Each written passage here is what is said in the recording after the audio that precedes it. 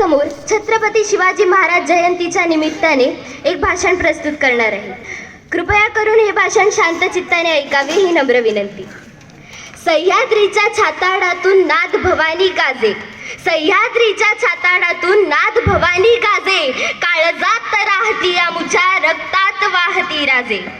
तुफान गरजतो आग ओकतो वाघ मराठी माझा, तुफान गरजतो आग ओकतो वाघ मराठी माझा, सन्मान राखतो जान झोकतो तुफान मातीचा राजा. वाघाची चाल गरुडाची नजर, स्त्रियांचा आदर शत्रूचे मर्दन, असेच असावे मावळ्यांचे वर्तन, हीच छत्रपती शिवाजी महाराजांची शिकवण. ताजमहाल जर प्रेमाची निशाणी आहे, ताजमहाल जर प्रेमाची निशाणी आहे, तर शिवनेरी किल्ला एका सिंहाची कहाणी आहे, एका सिंहाची कहाणी आहे. 300 किलोमीटर लांबीची भिंत बांधायला 150 वर्षे लागली.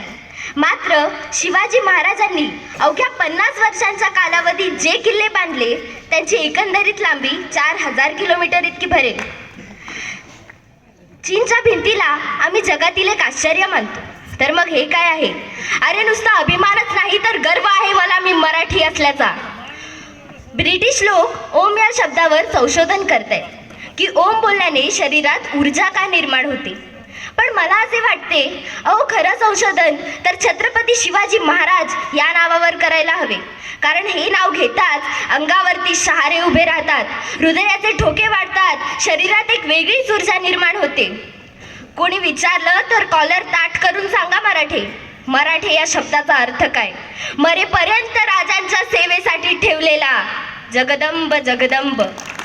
12 महिने, 11 खेळाडू, 10 बोटे, 9 ग्रह, 8 दिशा, 7 आश्चर्य, 6 संवेदना, 5 महासागर, 4 वेद, 3 ऋतू, 2 डोळे आणि फक्त एक शिवबा.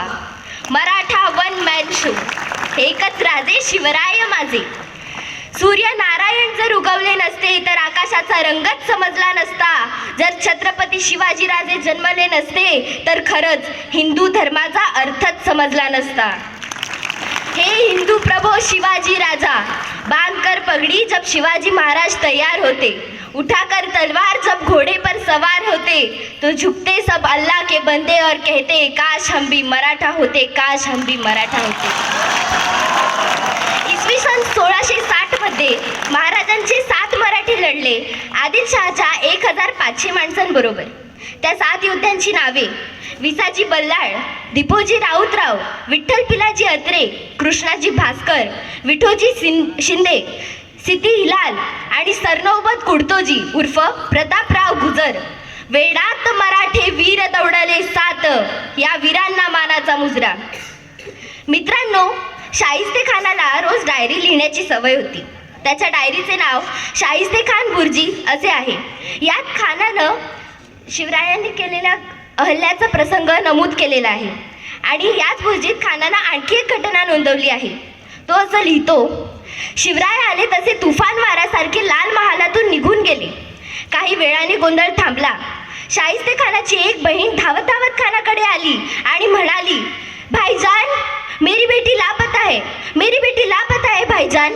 त्यावेळी आपली बोटं छाटलेला शाहिस्तेखान स्मितहास्य करत म्हणाला, शिवाजीची माणसं तिला पळवणार नाहीतच.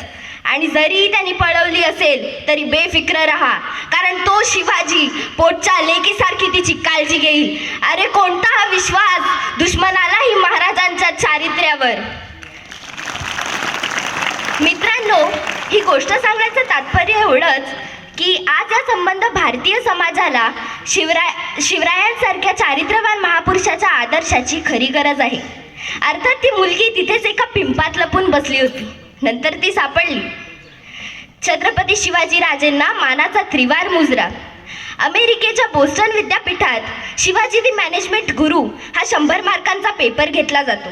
पाकिस्तानच्या पाठ्यपुस्तकात आदर्श राजा असा असावा हा छत्रपती शिवाजी राजेंचा धडा शिकवला जातो. अनेक देशांमध्ये छत्रपती शिवाजी राजेंचा इतिहास अभिमानाने शिकवतात.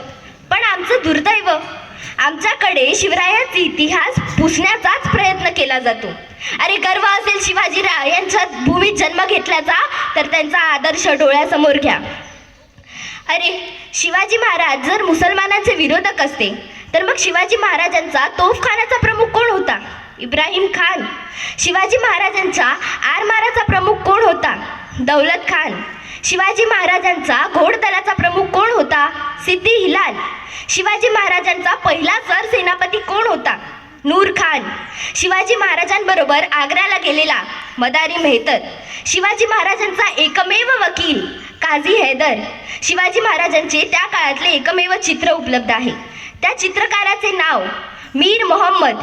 आणि शिवाजी महाराजांना अफजल खानाचा वध करण्यासाठी, नीट आहे का, अफजल खानाचा वध करण्यासाठी वाघनख्या पाठवून देणारा रुस्तुमे जमाल हाही मुसलमान.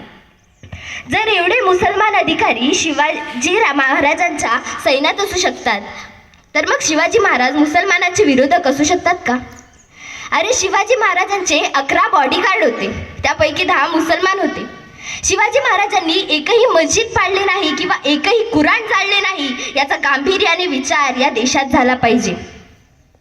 रायगड किल्ला राजधानी बांधल्यानंतर तेथे जगदीश्वराचे मंदिर बांधले. महाराजांनी मंत्र्याला विचारले, जगदीश्वराचे मंदिर तर बांधले हो, पण माझ्या मुसलमान सैनिकांसाठी मस्जिद कुठे आहे?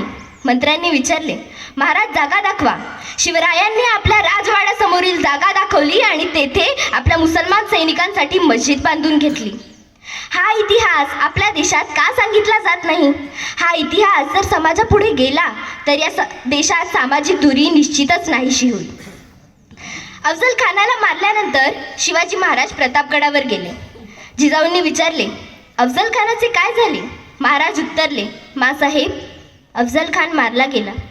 जिजाऊंनी विचारले, त्याचं प्रेत कुठं आहे? महाराज उत्तरले, प्रतापगडाच्या पायथ्याशी. नंतर काय म्हणाल्या असतील हो जिजाऊ? शिवबा, अफजल खान जिवंत असेपर्यंत त्याच्याशी वैर होते.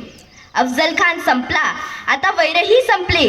तुझ्या राज्यात कोण्या प्रेताला कोल्ह्या कुत्र्याने तोडावे हे शोभणार नाही. त्याच्या प्रेताचे सन्मानाने दफन कर आणि तुझ्या विजयाचे प्रतीक म्हणून ते स्मारक बांध. शिवरायांनी अफजल खानाच्या प्रेताचे प्रतापगडाच्या पायथ्याशी दफन केले आणि तेथे त्याची कबर बांधली. 16व्या शतकात शिवनेरीवर एक तारा चमकला. जिजाऊंच्या पोटी सिंह जन्मला आणि पुढे हाच सिंह रयतेचा वाली झाला, ज्याचा हातून महाराष्ट्र घडला.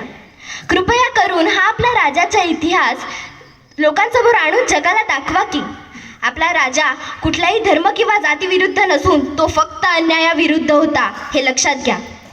शेवटी जाता जाता एकच म्हणून जाईन, शिवाशिवाय किंमत नाही, शंभूशिवाय हिंमत नाही. नीट आहे का बरं का? शिवबाशिवाय किंमत नाही, शंभूशिवाय हिंमत नाही, भगव्याशिवाय नमत नाही आणि आम्ही शिवराय सोडून दुसरा कोणापुढे झुकत नाही. धन्यवाद. जय हिंद, जय महाराष्ट्र, जय शिवराय.